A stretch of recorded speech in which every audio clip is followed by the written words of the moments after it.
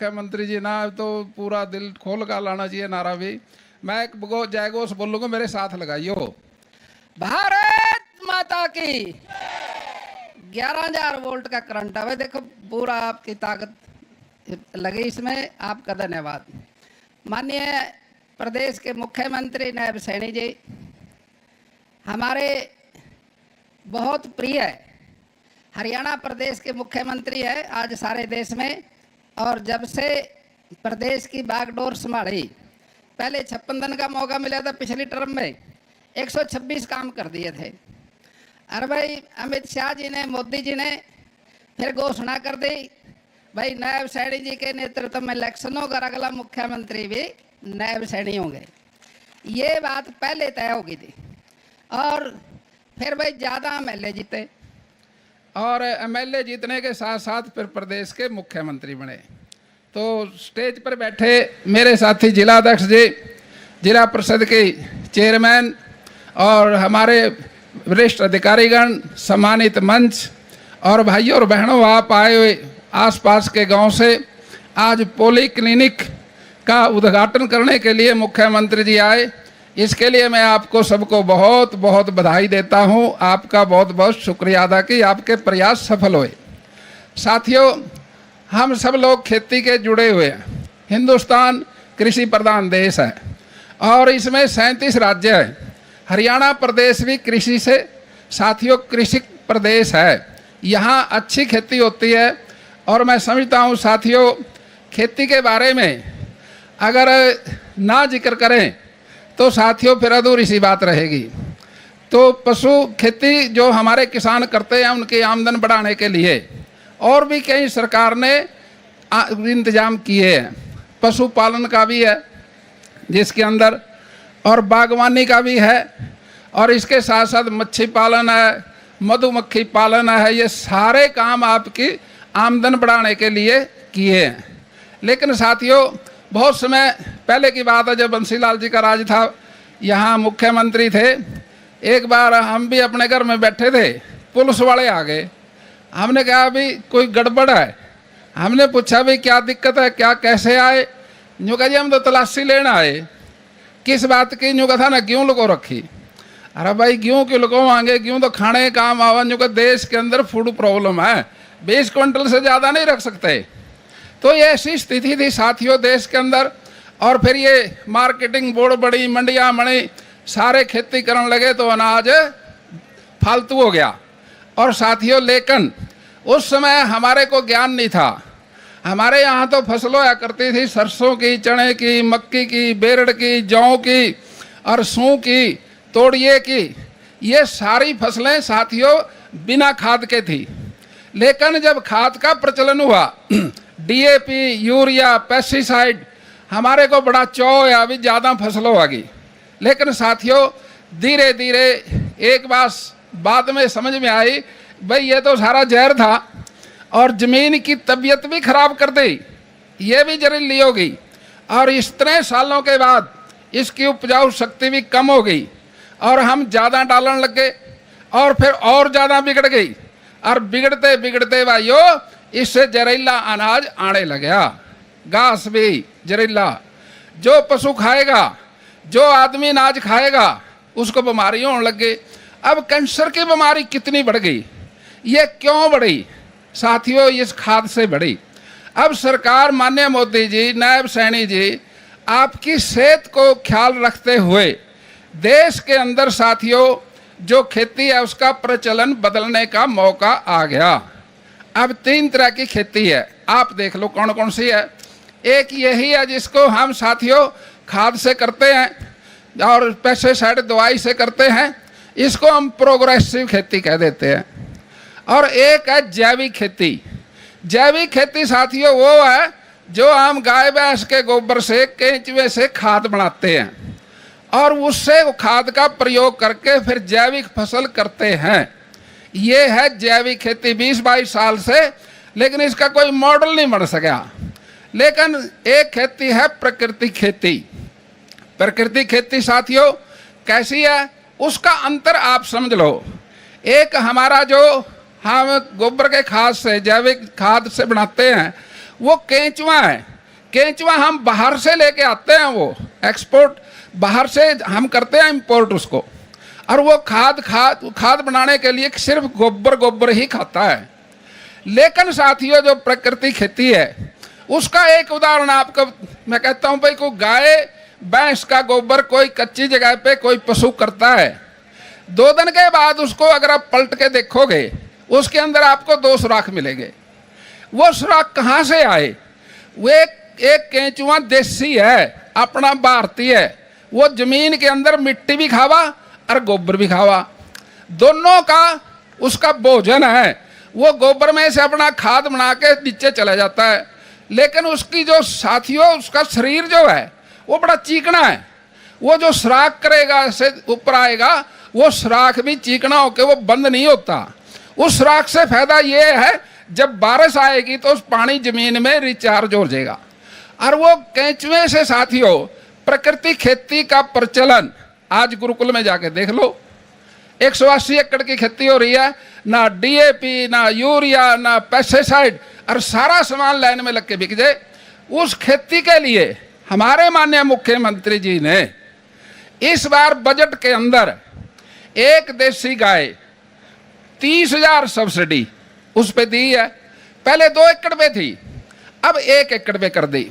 अब साथियों आपके लिए कितना अच्छा अवसर है, अगर हम प्रकृति खेती करेंगे, एक गाय घर में आएगी, दूध भी आ गया, सांझ सवेर पीने के लिए दही लस्सी भी मिलेगी, और उसके गोबर से हम अमृत वो बना के ना खाद ड्राम में डाल के 4 ड्राम के लिए 3,000 रुपये भी देती है सरकार।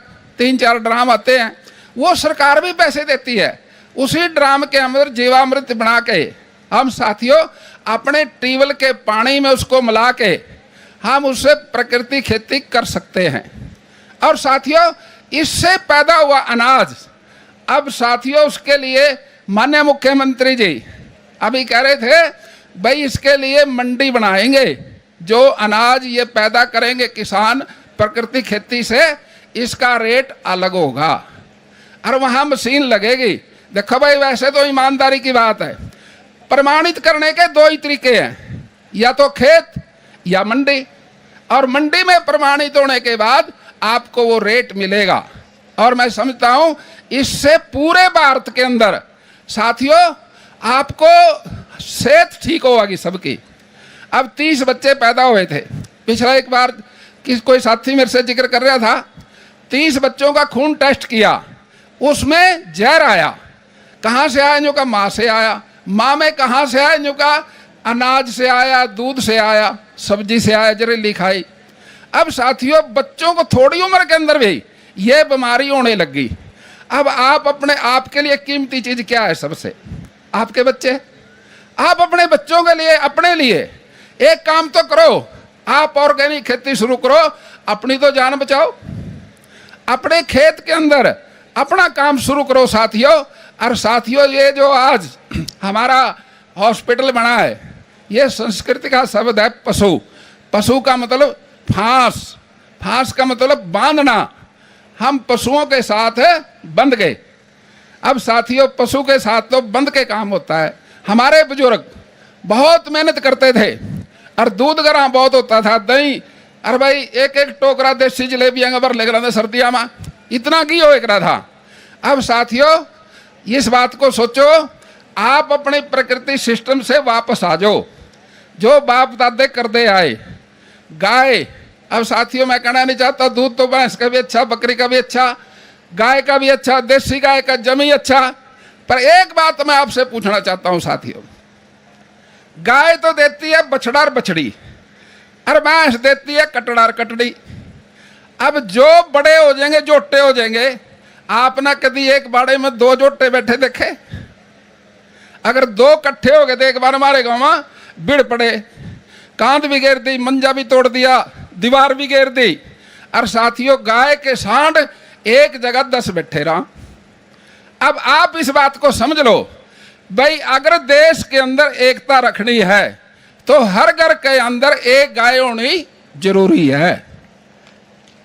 अपने घर में एक गाय जरूर रखो साथियों, ताकि आपका बच्चा आने वाला A2 दूध है गाय का, और दूध पी के साथियों विद्वान बनेगा और एक अच्छा इंसान बनेगा। इसलिए साथियों आज हम अपने प्रकृति की तरफ बढ़े। हमारे गांव के अंदर गौ चरान थे 100 किले, और साथियों मैं कहना चाहता हूं गौओं का घर गौ चरांदी है। मुख्यमंत्री जी इस बात को अच्छी तरह से जानते हैं, और मैं समझता हूं हमने उस तरफ वापस आना चाहिए और अपनी संस्कृति का पालन करना चाहिए, और हम किसी पे आश्रित ना हो। गौ चरांद हैं, गौशाला है, आत्मनिर्भर बने। वो इतनी आत्मनिर्भर बने वो कुछ देश को दें। साथियों मैं समझता हूं ये एक बहुत अच्छा प्रोग्राम आज माननीय मुख्यमंत्री जी ने, नायब सैनी जी ने किया। नायब सैनी जी अम्बाड़ा के अध्यक्ष थे जिला के, मैं जमुनानगर का था। दोनों MLA बन गए एक ही बेंच पर बैठे, और सरकार में दोनों मिनिस्टर बने, मंत्री बने। नायब सैनी जी मुख्यमंत्री हो गए, मैं कृषि मंत्री जी हो गया। तो साथियों हम सब एक दूसरे के बहुत अच्छी तरह से काम करने के लिए, जनता का काम करने के लिए हमें बहुत अनुभव है। हम साथियों आपके हमेशा साथ रहेंगे, और आप साथियों को मैं धन्यवाद देना चाहूँगा। आपने आने वाले जो पिछला चुनाव हुआ लोकसभा का, मोदी जी की सरकार बनाई, सबसे बढ़िया काम कराया। उन्होंने देश की सुरक्षा के लिए जान लड़ा दी, और भाई प्रदेश में नायब सैनी जी ने जान लड़ा रखे। दोनों बहुत बढ़िया तरीके से देश और प्रदेश का शासन कर रहे हैं। और भाई मेरे लायक कोई हो, मैं सगा पाली था, जंगल में पसरा भी जगाई, और भाई आलियाँ में बिठाई, सारा कुछ करा। और भाई हमारे ये रेड़ी बुग्गी ट्रैक्टर खेतों के रास्ते में बारिशों में बड़ा खांचा हो जाएगा था, 10 जगह थे। मैं MLA बना तो मैंने खेतों के रास्ते बनाने शुरू करे थे, ताकि वो किसी भाई का कोई ना ट्रैक्टर दसे, ना जोटा बुग्गी दसे, ना कोई साइकिल वाला परेशान हो, और खेत में आए जाए फ्रंटल मेल की तरह। हरियाणा सरकार में नायब सैनी जी ने इसको बजट में जोड़ दिया। 25 किलोमीटर के साथियों रास्ते हर विधानसभा में नायब सैनी जी की सरकार बनाएगी। आपने मेरी बात सुनी, आपका बहुत बहुत धन्यवाद। जय हिंद, जय भारत। बहुत बहुत धन्यवाद मंत्री जी, आपका एक एक शब्द तजुर्बे का प्रतीक था। अब मैं निवेदन करूंगा माननीय मुख्यमंत्री महोदय से कि वो हमारी जो सरपंच साहिबा है और पंचायत है उसको सम्मानित करें। इस पंचायत ने 4 एकड़ भूमि देकर इस प्रांगण को बनाने में मदद करी।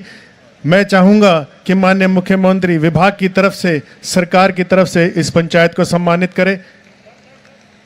जोरदार तालियों से सम्मान बढ़ाएं। अब मैं निवेदन करूंगा माननीय DG साहब से कि वो हमारे प्रदेश के मुख्यमंत्री, जिन्होंने यहाँ अपने कीमती समय में से समय निकालकर यहाँ हमें समय दिया, आपका सर बहुत बहुत धन्यवाद। एक छोटा सा टोकन ऑफ लव पशुपालन विभाग हरियाणा सरकार की तरफ से। ये प्रतीक हमारी इस कुरुक्षेत्र की धर्म नगरी का, जहां पर श्री कृष्ण भगवान खुद प्रकट होकर गीता का ज्ञान दिया। अब मैं निवेदन करूंगा DG साहब से कि वो माननीय मंत्री महोदय को सम्मानित करें।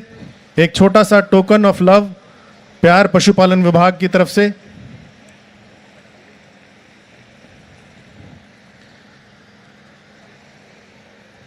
अब मैं निवेदन करूंगा DG साहब से कि वो हमारे चेयरमैन HLDB श्री धर्मवीर जी मिर्जापुर को भी सम्मानित करें।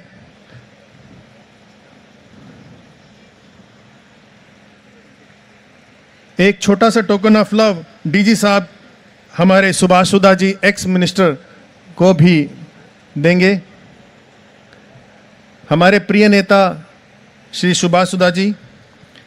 और इसके बाद मातृशक्ति को सलाम करते हुए हमारी चेयरमैन जिला परिषद श्रीमती कमलजीत कौर जी को DG साहब और डिप्टी डायरेक्टर साहब सम्मानित करते हुए। लास्ट में मैं निवेदन करूंगा हमारे डिप्टी डायरेक्टर कुरुक्षेत्र से कि वो हमारे माननीय DG साहब को सम्मानित करें।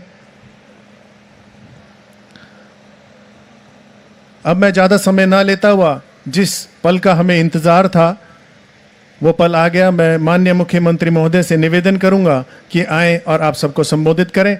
माननीय मुख्यमंत्री आना, जोरदार तालियों से स्वागत करें हमारे प्रिय यशस्वी मुख्यमंत्री श्री नायब सिंह सैनी जी का।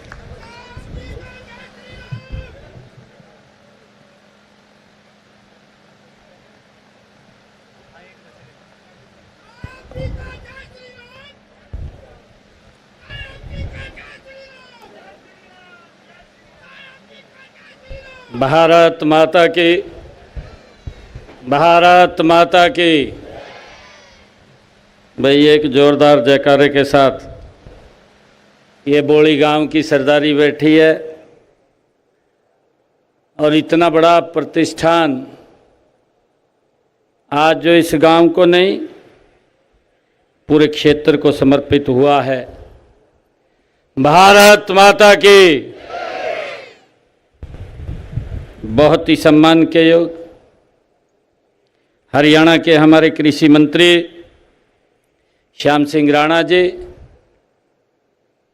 हमारे हरियाणा के पूर्व मंत्री सुभाष सुधा जी, चेयरमैन पशुधन बोर्ड धर्मवीर मिर्जापुर जी, जिला के हमारे अध्यक्ष तेजेंद्र गोल्डी जी, चेयरमैन जिला परिषद श्रीमती कमलजीत कौर जी, मंडल के हमारे अध्यक्ष अमरेंद्र सिंह जी, ग्राम बोहली की हमारी लोकप्रिय सरपंच श्रीमती आशा रानी जी, हमारे सरपंच प्रतिनिधि सुनील कुमार जी, पूर्व में मंडल के अध्यक्ष देशराज शर्मा जी, मंच पर विराजमान सभी हमारे अधिकारीगण, हमारे पशुपालन विभाग के अधिकारी और उपस्थित सभी महानुभाव, आप सबको दोनों हाथ जोड़ करके राम राम करता हूं। आज का ये दिन हम सब के लिए बड़े गर्व का दिन है। मुझे खुशी है कि आज एक ऐसा स्थान हमारे यहाँ इस क्षेत्र के अंदर जुड़ा है जिसका आज उद्घाटन हुआ है कि हमारे किसान भाइयों को, हमारे श्रमिक भाइयों को जो एक रोजगार का भी साधन ये साथ में चलता है और ऐसा रोजगार है कि जिससे व्यक्ति अपने पूरे परिवार को आगे बढ़ा सकता है। आज इस पशुपालन विभाग के द्वारा ये राजकीय पशु चिकित्सालय आज इसका उद्घाटन हुआ है। इसके लिए मैं आप सबको बहुत बहुत बधाई देता हूं, शुभकामनाएं देता हूं। मुझे ये भी खुशी है कि जो ये पशु चिकित्सालय यहाँ खुला है, इस पशु चिकित्सालय में जिसके ऊपर 4,67,00,000 रुपया खर्च आया है और यहाँ पर ये हॉस्पिटल सभी आधुनिक सुविधाओं से ये सुसज्जित है। यहाँ पर्याप्त संख्या में डॉक्टर भी हैं, यहाँ पर ऑपरेशन थिएटर भी है, यहाँ पर लेबोरेटरी भी है। लेबोरेटरी के साथ साथ यहाँ पर पशुओं को अगर कोई फ्रैक्चर आ जाता है तो एक्सरे मशीन भी है। ये पहला ऐसा हॉस्पिटल जिसमें सभी सुविधाएं इसमें सुसज्जित हैं, क्योंकि ये बड़ा हॉस्पिटल यहाँ पर आज आप लोगों को समर्पित हुआ है। इसके लिए मैं आप सबको बहुत बहुत बधाई देता हूँ, शुभकामनाएं देता हूँ। जैसा मैंने बताया भी है कि किसान अपनी अलग इनकम के लिए दुधारू पशुओं को वो पालता है और दुधारू पशुओं के माध्यम से एक इनकम का साधन खड़ा होता है। पशुओं में कोई दिक्कत आ जाए, कोई बीमारी आ जाए, बीमार हो जाए या कोई फ्रैक्चर आ जाए, क्योंकि पशु वो बता नहीं सकता, परंतु हमारे डॉक्टर यहाँ लेबोरेटरी के माध्यम से या एक्सरे के माध्यम से उसको देख करके पशु का एक सुरक्षित इलाज यहाँ पर हो जाएगा। क्योंकि हम सब देखते हैं, मैं आज यहाँ पर हमारे जितने भी पशुपालक हैं उनको भी मैं बहुत बहुत हार्दिक स्वागत और उनका अभिनंदन करता हूँ। साथ ही मैं यह पॉलीक्लिनिक एक ऐसा संस्थान है जो अत्याधुनिक ये सुविधाओं से सुसज्जित है।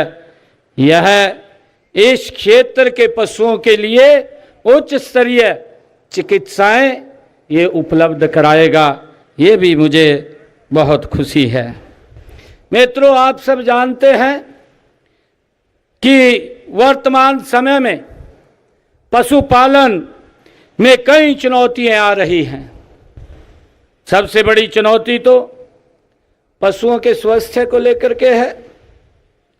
आज दुधारू पशु की कीमत हजारों में नहीं, आज लाखों में पशु उपलब्ध होते हैं और बीमारियां आजकल इस प्रकार की आती हैं कि वे पशु का पता भी नहीं चलता।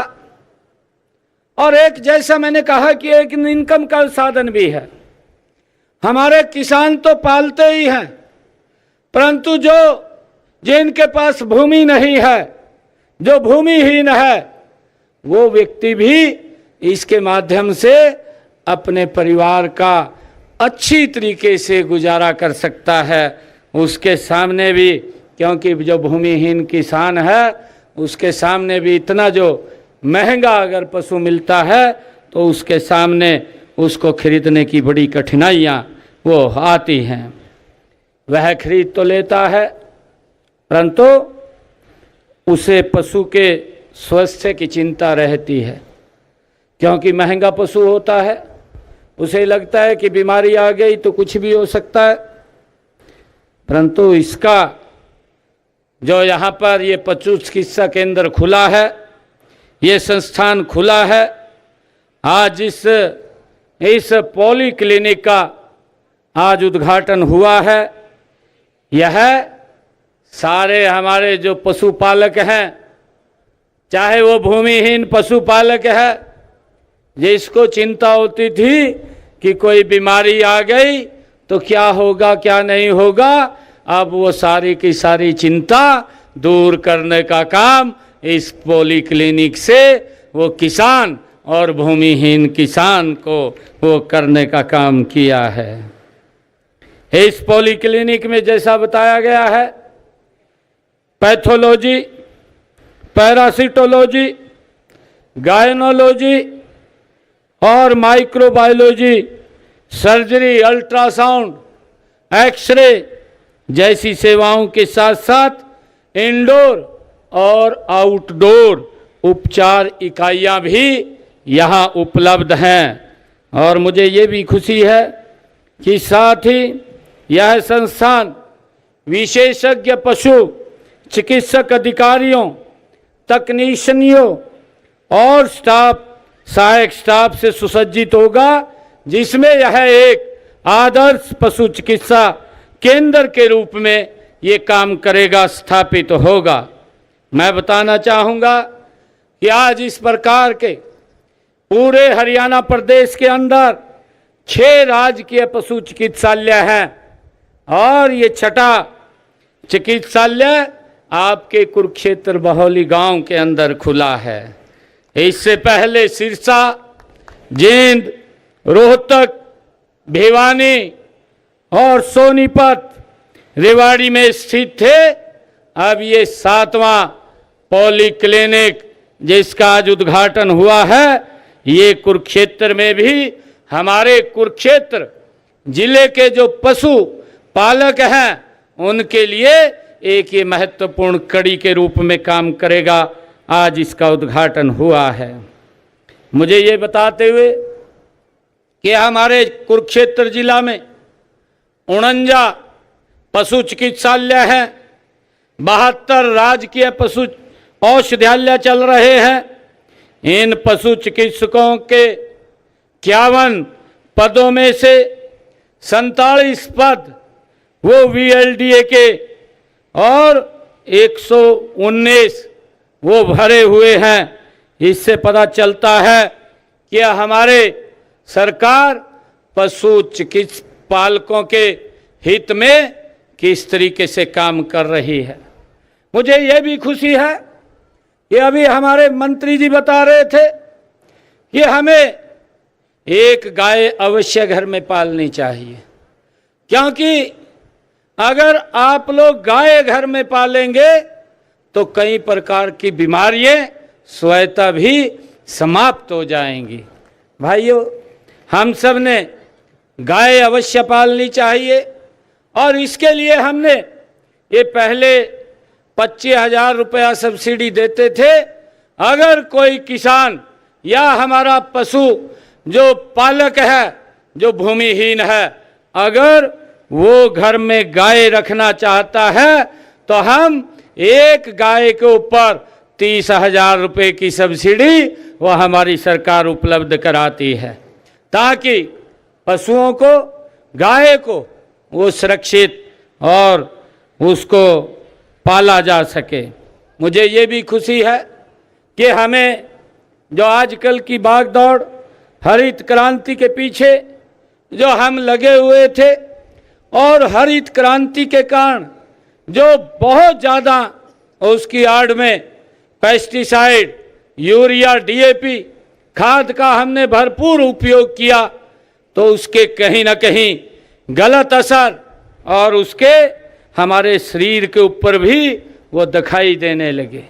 कई प्रकार की बीमारियां, क्योंकि ये पेस्टिसाइड्स आज हमारे सामने आने लगी। और मेरा आग्रह है कि जब हम पशुपालक की बात कर रहे हैं तो हमें अपनी खेती को भी प्राकृतिक खेती की तरफ ले जाने का भरपूर प्रयास करना चाहिए। मैं आग्रह करूंगा कि इस प्राकृतिक खेती में सबसे ज़्यादा अगर उपयोग कोई है तो ये गौ माता का गोबर हमारी प्राकृतिक खेती में उपयोग होता है और हमें इसका उपयोग करना चाहिए। जैसा अभी हमारे मंत्री जी ने भी बताया कि प्राकृतिक खेती की तरफ अगर हम बढ़ेंगे, हम कम पेस्टिसाइड और खाद का उपयोग करेंगे तो कम बीमारियां होंगी। हमें डॉक्टरों पे भी नहीं जाना पड़ेगा, तो डॉक्टरों पे नहीं जाना पड़ेगा तो हमारा शरीर हष्ट पुष्ट होगा और शरीर हष्ट पुष्ट होगा, हम गति से काम को भी कर सकेंगे, हमारी विकास की गति भी बढ़ेगी। भाइयों, अगर हमारा हष्ट पुष्ट शरीर है, अगर कोई बीमारी आ जाती है तो भाइयों एकदम विकास की गति धीमी पड़ जाती है, रुक जाती है। तो हमें इस बात की भी चिंता करनी चाहिए। आने वाले समय के अंदर हमारी पीढ़ियाँ सशक्त और मजबूत हो, उसको लेकर के हमें प्राकृतिक खेती की तरफ वो बढ़ना होगा। और जब हम प्राकृतिक खेती की तरफ बढ़ेंगे तो हमने कहा है कि लोग लाइन में लग करके उस सामान को खरीदते हैं जो भी आप उत्पादन करते हैं। भाइयों, हमने लगातार, हमारी सरकार ने, चाहे गौ सेवाओं के लिए हो कि हमारी गौ माता वो बेसहारा ना रहे, गौशालाएं खोलने की बात हो, हरियाणा के अंदर लगभग 600 साढ़े 600 गौशालाएं हमने पिछले 10 वर्षों के अंदर खोली हैं। और मुझे ये बताते हुए आज आप लोगों के बीच में ये गर्व भी हो रहा है कि 2014 से पहले हरियाणा प्रदेश में जो उनका बजट था गौशालाओं का, वो 2 करोड़ रुपए था। आज हरियाणा प्रदेश के अंदर ये 515 करोड़ रुपया ये बजट हमने करने का काम किया है, ताकि हमारी कोई भी गौ माता बेसहारा न रहे। भाइयों, मुझे ये भी खुशी है कि हमने आप लोगों को मैं बताना चाहता हूं कि जो हमारे पशुपालक प्रदेश में किसान हैं, हमें उनके ऊपर गर्व है। अपनी कड़ी मेहनत से हरियाणा को पशुपालन में उन्होंने विशेष पहचान दिलाई है। हमारे हरियाणा की तो एक अलग ये पहचान यहीं से बनी है कि देशा में देश हरियाणा, जहां दूध दही का खाना, ये मेरे किसान और मेरे पशुपालक जिन्होंने हरियाणा में दूध की नदियों को बहाया है। मुझे खुशी है कि हमारे राज्य में देश के दुधारू पशुओं का मात्र 2.1% हिस्सा है, फिर भी हम देश के कुल दूध उत्पादक का 5.11% यहाँ से उत्पादन कर रहे हैं। वर्ष 2023-24 में हरियाणा ने 1,22,20,000 टन दूध का उत्पादन किया है। मुझे विश्वास है कि हमारे प्रगतिशील पशुपालक इसे लगातार और बढ़ाने का काम वो करते जाएंगे। मुझे ये भी खुशी है कि हमारी प्रति व्यक्ति प्रतिदिन दूध उपलब्धता भी राष्ट्रीय औसत से 2.34 गुना है। राष्ट्रीय औसत 471 ग्राम है, जबकि हमारी हरियाणा के अंदर ये 11.5 ग्राम है। भाइयों, इसका मतलब यह नहीं कि हमने काफ़ी दूध उत्पादन कर लिया है। अभी हमें बहुत दूध की ज़रूरत है और हमें और उत्पादन की ज़रूरत है।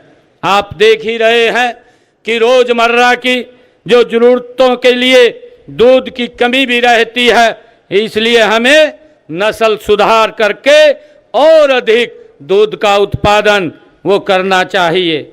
और मुझे ये भी खुशी है कि हम इस दूध के ऊपर भी जो हमारा जो दूध का उत्पादन करता है, जो जर्नल समाज से है, हमारा किसान है, उसको हम उसका 5% देते हैं, और ऐसी समाज से जो इसका उत्पादन करता है उसको हम 10% इसका सेस के रूप में अलग से देते हैं, ताकि उसकी इनकम बढ़े। मुझे ये भी खुशी है कि मुख्यमंत्री दुग्ध उत्पादन प्रोत्साहन योजना के तहत हमने दुग्ध उत्पादकों को अप्रैल से सितंबर जो 2024 के दौरान, जिसकी मैंने अभी जिक्र किया है कि हम 5 रुपये लीटर के हिसाब से देते हैं, और जो गरीब परिवार है उनको 10 रुपये प्रति लीटर के हिसाब से उनको सहायता वो सरकार की तरफ से दी जाती है। मुझे ये भी खुशी है कि जो हमारी सहकारी दुग्ध उत्पादक समितियों ने के दूध उत्पादकों के 80% से अधिक अंक जिन बच्चों ने 10वीं में लिए हैं, ऐसे बच्चों को हम इन सहकारी समितियों के माध्यम से 2100 रुपया और 5100 रुपये की छात्रवृत्ति देने का काम भी ये हमारी सरकार करती है। मुझे ये भी खुशी है कि हमने सहकारी दुग्ध उत्पादक समितियों के दुग्ध उत्पादकों का 10 लाख रुपए का दुर्घटना बीमा ये भी हमने करवाया है, ताकि कोई दिक्कत कोई समस्या उनको ना आए, परिवार को ना आए। अब तक कुल 78 बीमा दावों के लिए जिन्होंने अप्लाई किया था, उनको हमने 4 करोड़ 40 लाख रुपए का भुगतान इसकी एवज में किया है।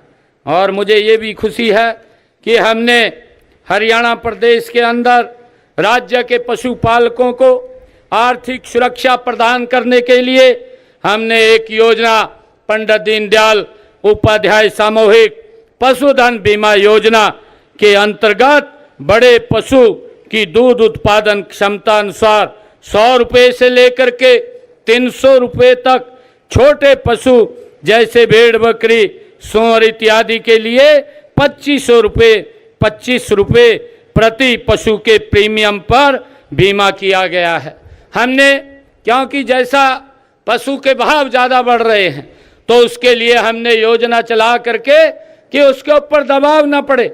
आप अपने पशुओं का 100 रुपये और बड़े पशु का 300 रुपये का प्रीमियम दे करके आप बीमा करा सकते हैं। अगर कोई दुर्घटना पशु के साथ हो जाती है तो बीमा कंपनी उसको पूरा मुआवजा देने का काम करती है। और हम, ताकि हमारा किसान और पशुपालक वो सुरक्षित रहे, इसको लेकर के हमारी सरकार काम कर रही है। छोटे पशुपालकों के लिए भी 25 रुपये का प्रीमियम दे करके वो सुरक्षित रह सकता है, वो बीमा करा सकता है। इस योजना के तहत वर्ष 2014 से अब तक हमने 15.90 लाख पशुओं का ये बीमा किया जा चुका है और इस अवधि में 97 करोड़ 40 लाख रुपए के कुल 24,576 बीमा दावकों का, जिनकी कोई दुर्घटना पशु के साथ हुई है, हमने 97 करोड़ 40 लाख रुपए का उनको मुआवजा देने का काम हमारी सरकार ने किया है। और इस योजना में पंजीकृत जो दुधारू पशु की मृत्यु होने पर 1 लाख रुपए तक की वित्तीय सहायता का भी ये प्रावधान हमने किया है। प्रदेश में डेयरी स्थापित करने तथा लाभार्थियों को 20 से 50 दुधारू पशुओं की इकाई की खरीद हेतु लिए गए बैंक ऋण पर ब्याज अनुदान भी हमने उपलब्ध कराया है।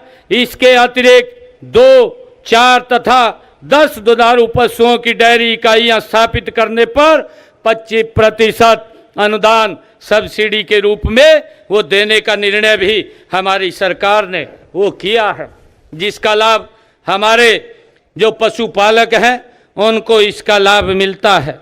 और आज मुझे खुशी है कि जब हम राज्य में देसी गायों के उत्थान हेतु हरियाणा में साहीवाल और बेलाही नस्ल की अधिक जो दूध देने वाली गायों के पालकों को हम 5,000 और 20,000 रुपये की प्रोत्साहन राशि भी हमारी सरकार देती है। जो हमारे हरियाणा प्रदेश के अंदर जो हरियाणा की साहीवाल और बेलाही नस्ल की हमारी गौ है, गौ माता है, उनको अगर पालता है उसको 5,000 से लेकर के 20,000 रुपये तक की प्रोत्साहन राशि भी देने का काम हमारी सरकार करती है। और इस योजना के तहत हमने 2014 से लेकर अब तक 16,921 पशुपालक इस योजना से उनको लाभ हुआ है, लाभान्वित हुए हैं। और मुझे खुशी है कि इन योजनाओं का हम सब ने लाभ उठाना चाहिए। मैं आज इस आपकी तरह हर तरह से मदद करने का ये हमारी सरकार प्रयास कर रही है। आज जिस पॉलीक्लिनिक का ये लोकार्पण उद्घाटन किया गया है, यह इस क्षेत्र के पशुपालकों की आवश्यकताओं को प्रभावी रूप से उनको पूरा करेगा और प्रदेश में पशुधन की दिशा में एक नई ऊर्जा और गति लेकर के आएगा।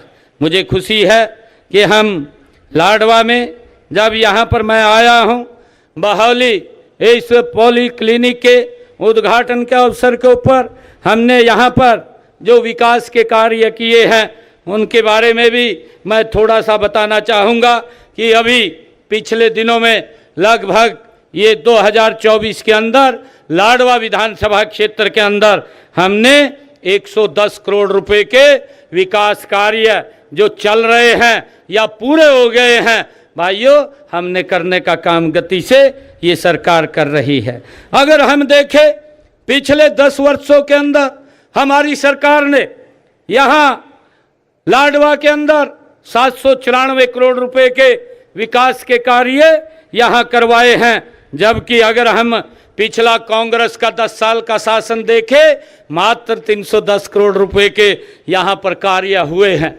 और वो भी कार्य इस प्रकार के हुए हैं कि जिससे लोगों का विश्वास उठता है। उसमें भ्रष्टाचार बहुत ज़्यादा मात्रा में होता था, परंतु हमने एक योजनाबद्ध तरीके से लाडवा क्षेत्र का विकास कराने का काम ये पिछले 10 वर्षों में हमारी सरकार ने किया है।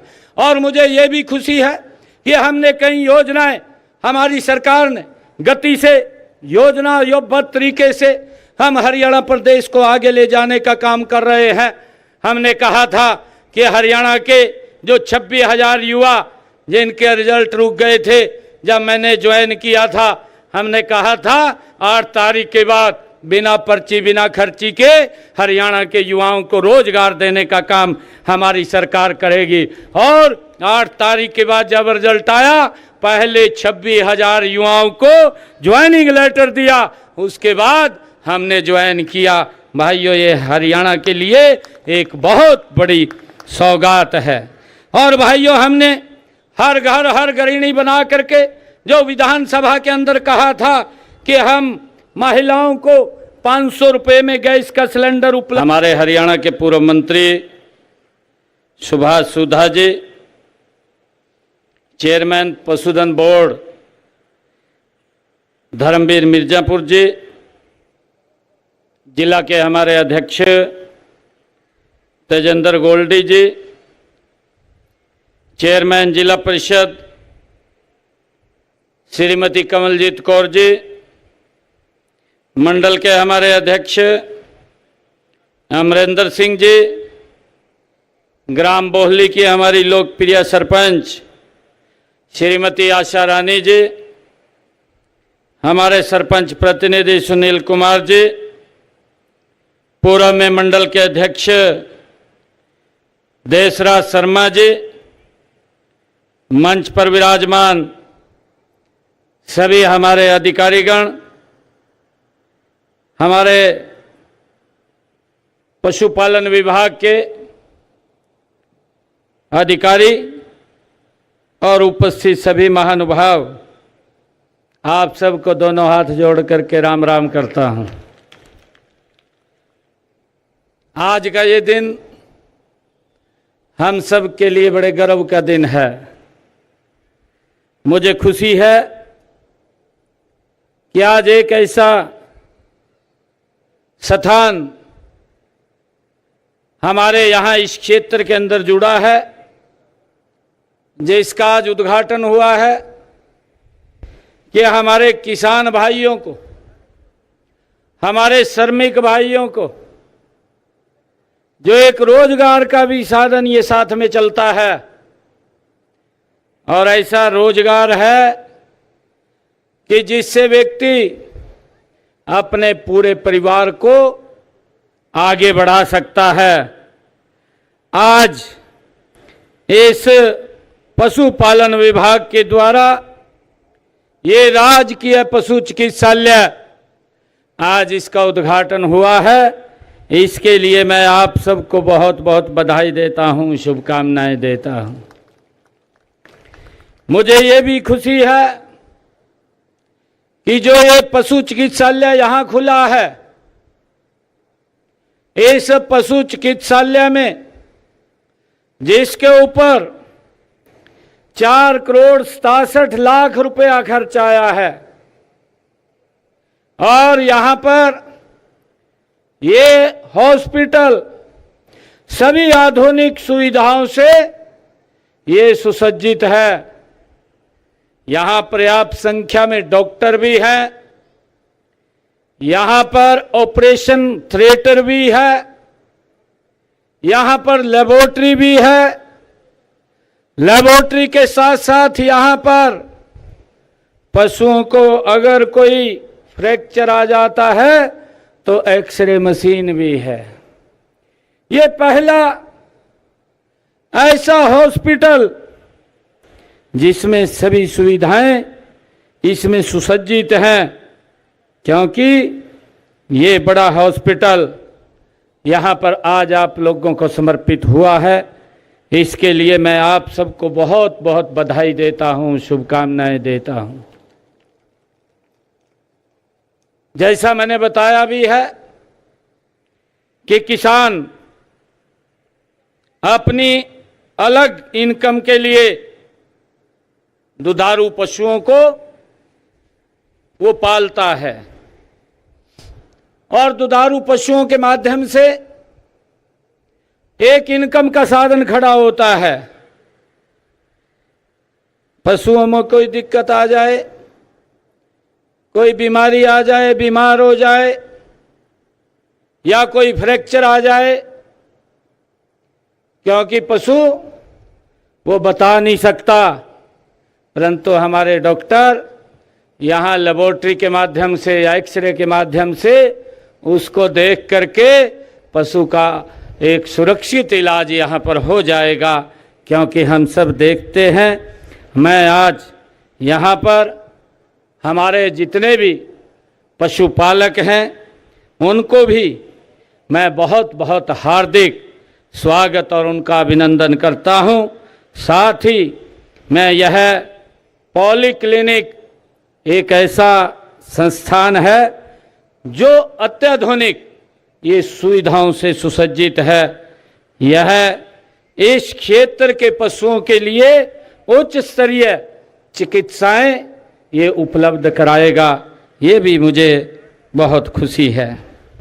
मित्रों, आप सब जानते हैं कि वर्तमान समय में पशुपालन में कई चुनौतियां आ रही हैं।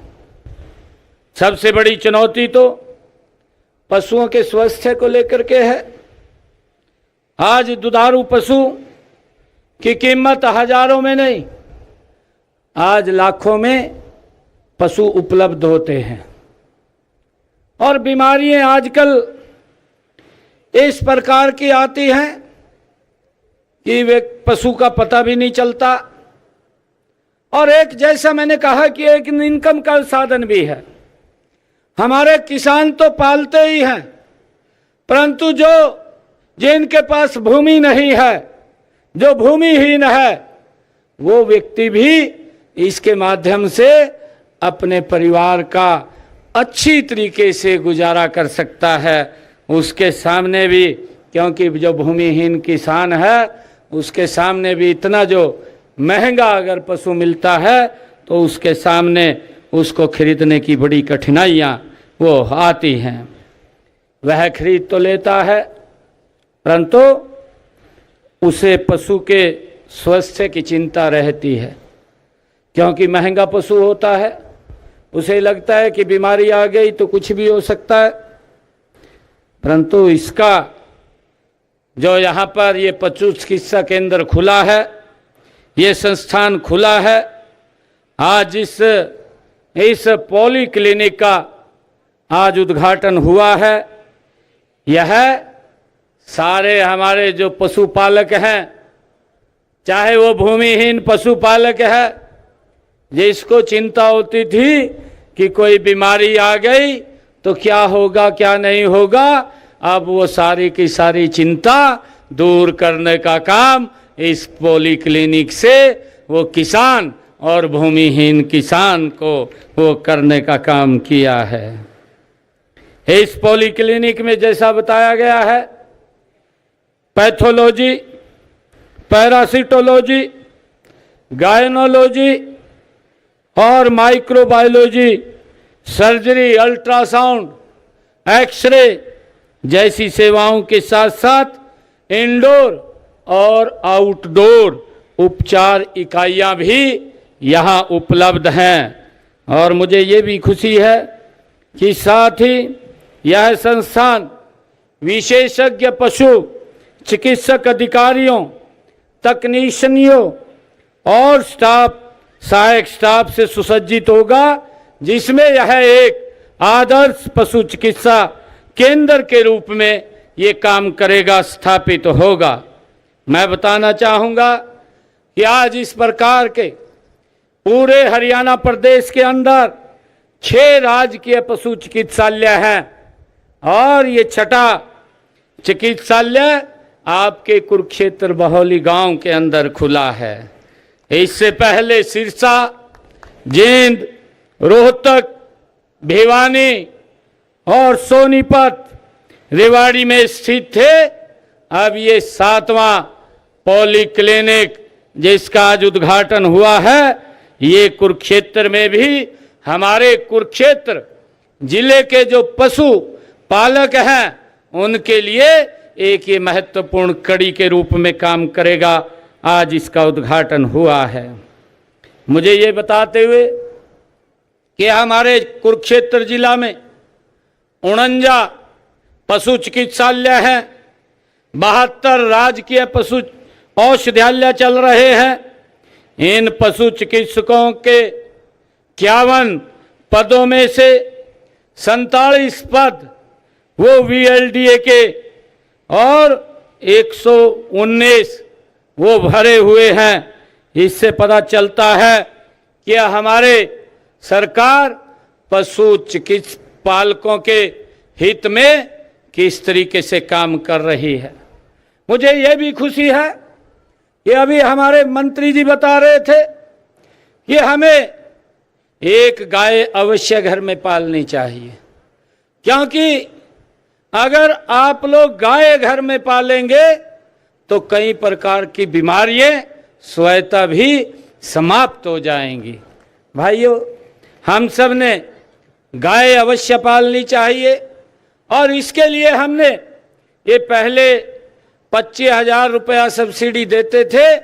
अगर कोई किसान या हमारा पशु जो पालक है, जो भूमिहीन है, अगर वो घर में गाय रखना चाहता है तो हम एक गाय के ऊपर 30,000 रुपये की सब्सिडी वो हमारी सरकार उपलब्ध कराती है, ताकि पशुओं को, गाय को वो सुरक्षित और उसको पाला जा सके। मुझे ये भी खुशी है कि हमें जो आजकल की भागदौड़ हरित क्रांति के पीछे जो हम लगे हुए थे और हरित क्रांति के कारण जो बहुत ज़्यादा उसकी आड़ में पेस्टिसाइड, यूरिया, DAP खाद का हमने भरपूर उपयोग किया, तो उसके कहीं ना कहीं गलत असर और उसके हमारे शरीर के ऊपर भी वो दिखाई देने लगे। कई प्रकार की बीमारियां, क्योंकि ये पेस्टिसाइड्स आज हमारे सामने आने लगी। और मेरा आग्रह है कि जब हम पशुपालक की बात कर रहे हैं तो हमें अपनी खेती को भी प्राकृतिक खेती की तरफ ले जाने का भरपूर प्रयास करना चाहिए। मैं आग्रह करूंगा कि इस प्राकृतिक खेती में सबसे ज़्यादा अगर उपयोग कोई है तो ये गौ माता का गोबर हमारी प्राकृतिक खेती में उपयोग होता है और हमें इसका उपयोग करना चाहिए। जैसा अभी हमारे मंत्री जी ने भी बताया कि प्राकृतिक खेती की तरफ अगर हम बढ़ेंगे, हम कम पेस्टिसाइड और खाद का उपयोग करेंगे तो कम बीमारियां होंगी। हमें डॉक्टरों पे भी नहीं जाना पड़ेगा, तो डॉक्टरों पे नहीं जाना पड़ेगा तो हमारा शरीर हष्ट पुष्ट होगा और शरीर हष्ट पुष्ट होगा, हम गति से काम को भी कर सकेंगे, हमारी विकास की गति भी बढ़ेगी। भाइयों, अगर हमारा हष्ट पुष्ट शरीर है, अगर कोई बीमारी आ जाती है तो भाइयों एकदम विकास की गति धीमी पड़ जाती है, रुक जाती है। तो हमें इस बात की भी चिंता करनी चाहिए। आने वाले समय के अंदर हमारी पीढ़ियां सशक्त और मजबूत हो, उसको लेकर के हमें प्राकृतिक खेती की तरफ वो बढ़ना होगा।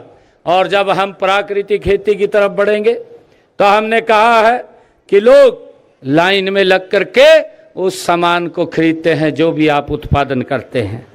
भाइयों, हमने लगातार, हमारी सरकार ने, चाहे गौ सेवाओं के लिए हो कि हमारी गौ माता वो बेसहारा ना रहे, गौशालाएं खोलने की बात हो, हरियाणा के अंदर लगभग 600 साढ़े 600 गौशालाएं हमने पिछले 10 वर्षों के अंदर खोली हैं। और मुझे ये बताते हुए आज आप लोगों के बीच में ये गर्व भी हो रहा है कि 2014 से पहले हरियाणा प्रदेश में जो उनका बजट था गौशालाओं का, वो 2 करोड़ रुपए था।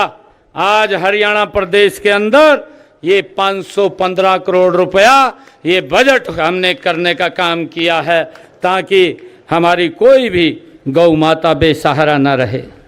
भाइयों, मुझे ये भी खुशी है कि हमने, आप लोगों को मैं बताना चाहता हूं कि जो हमारे पशुपालक प्रदेश में किसान हैं, हमें उनके ऊपर गर्व है अपनी कड़ी मेहनत से हरियाणा को पशुपालन में उन्होंने विशेष पहचान दिलाई है। हमारे हरियाणा की तो एक अलग ये पहचान यहीं से बनी है कि देशा में देश हरियाणा, जहां दूध दही का खाना, ये मेरे किसान और मेरे पशुपालक जिन्होंने हरियाणा में दूध की नदियों को बहाया है। मुझे खुशी है कि हमारे राज्य में देश के दुधारू पशुओं का मात्र 2.1% हिस्सा है, फिर भी हम देश के कुल दूध उत्पादक का 5.11% यहां से उत्पादन कर रहे हैं। वर्ष 2023-24 में हरियाणा ने 1,22,20,000 टन दूध का उत्पादन किया है। मुझे विश्वास है कि हमारे प्रगतिशील पशुपालक इसे लगातार और बढ़ाने का काम वो करते जाएंगे। मुझे ये भी खुशी है कि हमारी प्रति व्यक्ति प्रतिदिन दूध उपलब्धता भी राष्ट्रीय औसत से 2.34 गुना है। राष्ट्रीय औसत 471 ग्राम है, जबकि हमारी हरियाणा के अंदर ये 11.5 ग्राम है। भाइयों, इसका मतलब यह नहीं कि हमने काफी दूध उत्पादन कर लिया है। अभी हमें बहुत दूध की जरूरत है और हमें और उत्पादन की जरूरत है। आप देख ही रहे हैं कि रोजमर्रा की जो जरूरतों के लिए दूध की कमी भी रहती है, इसलिए हमें नस्ल सुधार करके और अधिक दूध का उत्पादन वो करना चाहिए। और मुझे ये भी खुशी है कि हम इस दूध के ऊपर भी जो हमारा जो दूध का उत्पादन करता है, जो जर्नल समाज से है, हमारा किसान है, उसको हम उसका 5% देते हैं, और ऐसी समाज से जो इसका उत्पादन करता है उसको हम 10% इसका सेस के रूप में अलग से देते हैं, ताकि उसकी इनकम बढ़े। मुझे ये भी खुशी है कि मुख्यमंत्री दुग्ध उत्पादन प्रोत्साहन योजना के तहत हमने दुग्ध उत्पादकों को अप्रैल से सितंबर जो 2024 के दौरान, जिसकी मैंने अभी जिक्र किया है कि हम 5 रुपये लीटर के हिसाब से देते हैं, और जो गरीब परिवार है उनको 10 रुपये प्रति लीटर के हिसाब से उनको सहायता वो सरकार की तरफ से दी जाती है। मुझे ये भी खुशी है कि जो हमारी सहकारी दुग्ध उत्पादक समितियों ने के दूध उत्पादकों के 80% से अधिक अंक जिन बच्चों ने 10वीं में लिए हैं, ऐसे बच्चों को हम इन सहकारी समितियों के माध्यम से 2100 रुपया और 5100 रुपये की छात्रवृत्ति देने का काम भी ये हमारी सरकार करती है।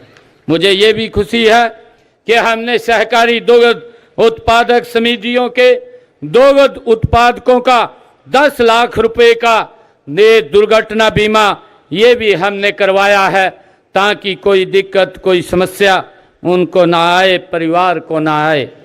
अब तक कुल 78 बीमा दावों के लिए जिन्होंने अप्लाई किया था, उनको हमने 4 करोड़ 40 लाख रुपए का भुगतान इसकी एवज में किया है। और मुझे ये भी खुशी है कि हमने हरियाणा प्रदेश के अंदर राज्य के पशुपालकों को आर्थिक सुरक्षा प्रदान करने के लिए हमने एक योजना पंडित दीनदयाल उपाध्याय सामूहिक पशुधन बीमा योजना के अंतर्गत बड़े पशु की दूध उत्पादन क्षमता अनुसार 100 रुपये से लेकर के 300 रुपये तक, छोटे पशु जैसे भेड़ बकरी सूअर इत्यादि के लिए 25 रुपये प्रति पशु के प्रीमियम पर बीमा किया गया है। हमने, क्योंकि जैसा पशु के भाव ज़्यादा बढ़ रहे हैं, तो उसके लिए हमने योजना चला करके कि उसके ऊपर दबाव ना पड़े, आप अपने पशुओं का 100 रुपये और बड़े पशु का 300 रुपये का प्रीमियम दे करके आप बीमा करा सकते हैं। अगर कोई दुर्घटना पशु के साथ हो जाती है तो बीमा कंपनी उसको पूरा मुआवजा देने का काम करती है, और हम, ताकि हमारा किसान और पशुपालक वो सुरक्षित रहे, इसको लेकर के हमारी सरकार काम कर रही है। छोटे पशुपालकों के लिए भी 25 रुपए का प्रीमियम दे करके वो सुरक्षित रह सकता है, वो बीमा करा सकता है। इस योजना के तहत वर्ष 2014 से अब तक हमने 15.90 लाख पशुओं का ये बीमा किया जा चुका है और इस अवधि में 97 करोड़ 40 लाख रुपए के कुल 24,576 बीमा दावकों का जिनकी कोई दुर्घटना पशु के साथ हुई है, हमने 97 करोड़ 40 लाख रुपए का उनको मुआवजा देने का काम हमारी सरकार ने किया है। और इस योजना में पंजीकृत जो दुधारू पशु की मृत्यु होने पर 1 लाख रुपए तक की वित्तीय सहायता का भी ये प्रावधान हमने किया है। प्रदेश में डेयरी स्थापित करने तथा लाभार्थियों को 20 से 50 दुधारू पशुओं की इकाई की खरीद हेतु लिए गए बैंक ऋण पर ब्याज अनुदान भी हमने उपलब्ध कराया है। इसके अतिरिक्त 2, 4 तथा 10 दुधारू पशुओं की डेयरी इकाइयां स्थापित करने पर 25% अनुदान सब्सिडी के रूप में वो देने का निर्णय भी हमारी सरकार ने वो किया है, जिसका लाभ हमारे जो पशुपालक हैं उनको इसका लाभ मिलता है।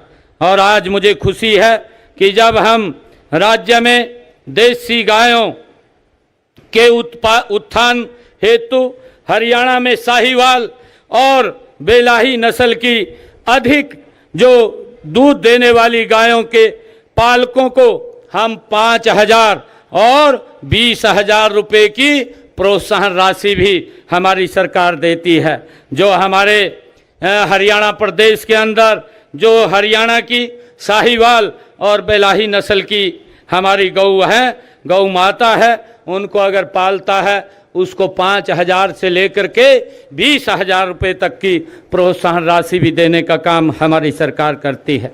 और इस योजना के तहत हमने 2014 से लेकर अब तक 16,921 पशुपालक इस योजना से उनको लाभ हुआ है, लाभान्वित हुए हैं। और मुझे खुशी है कि इन योजनाओं का हम सब ने लाभ उठाना चाहिए। मैं आज इस आपकी तरह हर तरह से मदद करने का ये हमारी सरकार प्रयास कर रही है। आज जिस पॉलीक्लिनिक का ये लोकार्पण उद्घाटन किया गया है, यह इस क्षेत्र के पशुपालकों की आवश्यकताओं को प्रभावी रूप से उनको पूरा करेगा और प्रदेश में पशुधन की दिशा में एक नई ऊर्जा और गति लेकर के आएगा। मुझे खुशी है कि हम लाडवा में जब यहाँ पर मैं आया हूँ, बहौली इस पॉलीक्लिनिक के उद्घाटन के अवसर के ऊपर हमने यहाँ पर जो विकास के कार्य किए हैं उनके बारे में भी मैं थोड़ा सा बताना चाहूँगा कि अभी पिछले दिनों में लगभग ये 2024 के अंदर लाडवा विधानसभा क्षेत्र के अंदर हमने 110 करोड़ रुपए के विकास कार्य जो चल रहे हैं या पूरे हो गए हैं, भाइयों, हमने करने का काम गति से ये सरकार कर रही है। अगर हम देखें पिछले 10 वर्षों के अंदर हमारी सरकार ने यहाँ लाडवा के अंदर 794 करोड़ रुपए के विकास के कार्य यहाँ करवाए हैं, जबकि अगर हम पिछला कांग्रेस का 10 साल का शासन देखें, मात्र 310 करोड़ रुपए के यहाँ पर कार्य हुए हैं। और वो भी कार्य इस प्रकार के हुए हैं कि जिससे लोगों का विश्वास उठता है। उसमें भ्रष्टाचार बहुत ज़्यादा मात्रा में होता था, परंतु हमने एक योजनाबद्ध तरीके से लाडवा क्षेत्र का विकास कराने का काम ये पिछले 10 वर्षों में हमारी सरकार ने किया है। और मुझे ये भी खुशी है कि हमने कई योजनाएं हमारी सरकार ने गति से योजनाबद्ध तरीके से हम हरियाणा प्रदेश को आगे ले जाने का काम कर रहे हैं। हमने कहा था कि हरियाणा के जो 26,000 युवा जिनके रिजल्ट रुक गए थे, जब मैंने ज्वाइन किया था, हमने कहा था 8 तारीख के बाद बिना पर्ची बिना खर्ची के हरियाणा के युवाओं को रोजगार देने का काम हमारी सरकार करेगी। और 8 तारीख के बाद जब रिजल्ट आया, पहले 26,000 युवाओं को ज्वाइनिंग लेटर दिया, उसके बाद हमने ज्वाइन किया। भाइयों, ये हरियाणा के लिए एक बहुत बड़ी सौगात है। और भाइयों, हमने हर घर हर गृहिणी बना करके जो विधानसभा के अंदर कहा था